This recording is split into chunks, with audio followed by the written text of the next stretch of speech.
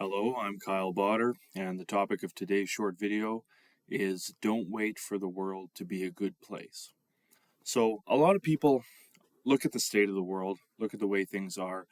They see the selfishness and the cruelty and some of the disturbing things that are happening with political events, or they're just inundated with so much information. They're seeing so many things. They're seeing videos. They go on their smartphone on TikTok or Reddit or X or any of these social media sites, Facebook, and they're bombarded with all of these examples of selfishness, rudeness, meanness, people who are quick to anger, people who are stealing, people who are yelling at each other, getting in, arguments in traffic, or, all these terrible things that are happening. And you see this and you're inundated with all this information. And you might think to yourself, like, one day the world is going to be a good place. One day I have to have hope. I have to think that maybe not this year, maybe not next year, but we're moving towards something better, that there's some better world out there that is going to make everything right and is going to make everything positive and good. And I think having hope is good. I think having hope for a brighter future can get people through some pretty dark times. But I'm here to say, don't wait for the world to be a good place. Don't look at the world and wait for it to be good before you are able to function in the world.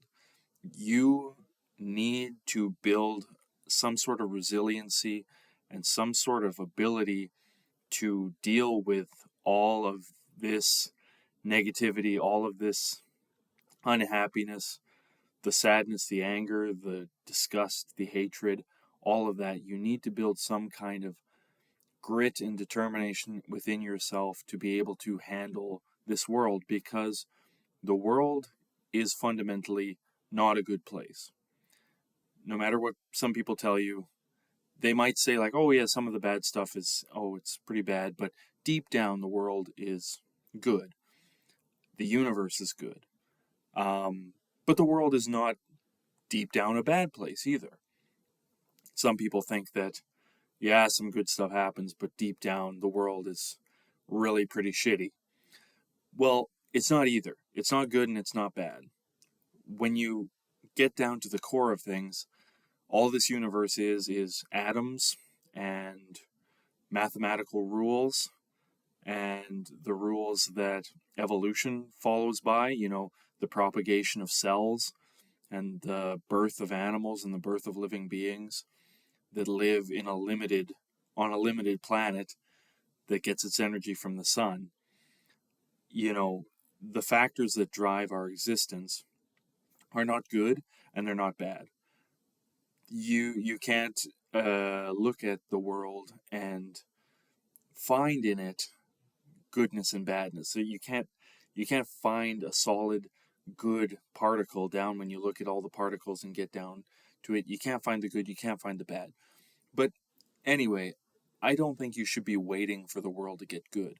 You might hope that one day in the future things will improve, but I see human existence as kind of, there's pressure release valves. And so you might make things a little bit better in one space, but the pressure needs to be released and it's going to come out somewhere else. I've had this conversation before with some old friends about sports, and they thought, like, oh, sports is just meaningless. You're just throwing around a ball or you're just kicking a ball. It's just pointless. But in my mind, sports is a good pressure release valve, because all of these aspects of being a human being, the competition and the tribalism and rooting for our team and wanting the other team to lose. I want to win and I want you to lose. That's such a fundamental part of being a human being that the pressure is going to release somewhere else. And I think that no matter how the world improves, say there's less cruelty, less poverty, more rationalism, more brotherness and solidarity and friendship among all the people of the world, and people get along more and there's more politeness, all of this stuff, the pressure is going to come out somewhere else, because we as human beings are fundamentally selfish for the most part. We have the ability to be empathetic, And we are also fundamentally empathetic to some degree, but we're fundamentally selfish as well. We are a living being that has selfish needs. You need to eat, you need to sleep, you need to acquire resources to live. We are selfish, and the selfishness is always going to come out. And I think that this is kind of why some people have become demoralized, because in the, say, late 2000s, early 2010s, there was a lot of push for, all of these social movements and all these things to improve things and, have more gender awareness and racial awareness and sexuality awareness and sexual orientation awareness, and all this awareness was going on.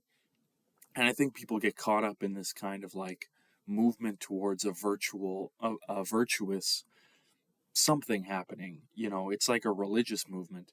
And there have been many, many religious movements throughout the world, throughout history, of people getting these feelings of like greater love, and we're moving towards a brighter future. We're moving towards that. But people also get burnt out on that striving towards the future.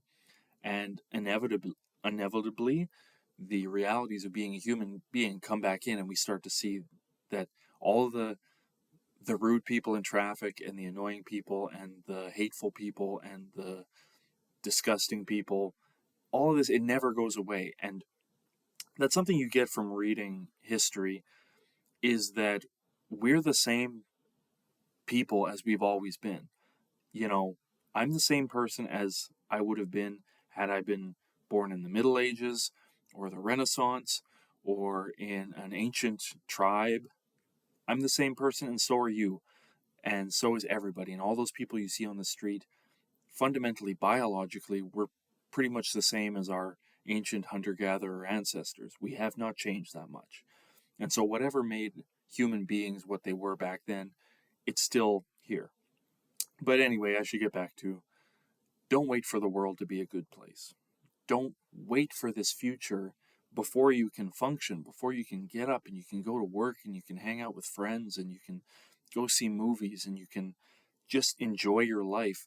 Don't wait for some external environment where everything's going to work out and everything's going to be wonderful and the world will be great and there'll be no selfishness. Don't wait for that external world before you live your life and find ways of coping and finding ways of dealing with everything. Don't wait for this imagined future where everything's great before you can function and enjoy yourself and find value and love and beauty, because I think that the wisdom of ancient people and old people and people who have lived throughout human history, this ancient wisdom is not that you can only be happy once the world is a good place. The ancient thing is to find the beauty and love and acceptance even in the midst of disaster and horrifying things and weird things and disturbing things. It's like that Buddhist uh, Zen koan about the person being chased by the tiger, and the tiger is chasing a person, and then a person falls down a cliff to get away from the tiger and holds onto a branch, and they see the tiger above them, and they look down and they see more animals trying to eat them at the bottom, so they're stuck between the tiger and the animals. And then when they're grabbing the branch, they see a beautiful strawberry, and they eat it, and it's one of the most delicious strawberries they've ever had. Well, the basic teaching of that is that you're always going to be in the midst of disaster, but you can still find that beautiful strawberry and it can still be delicious.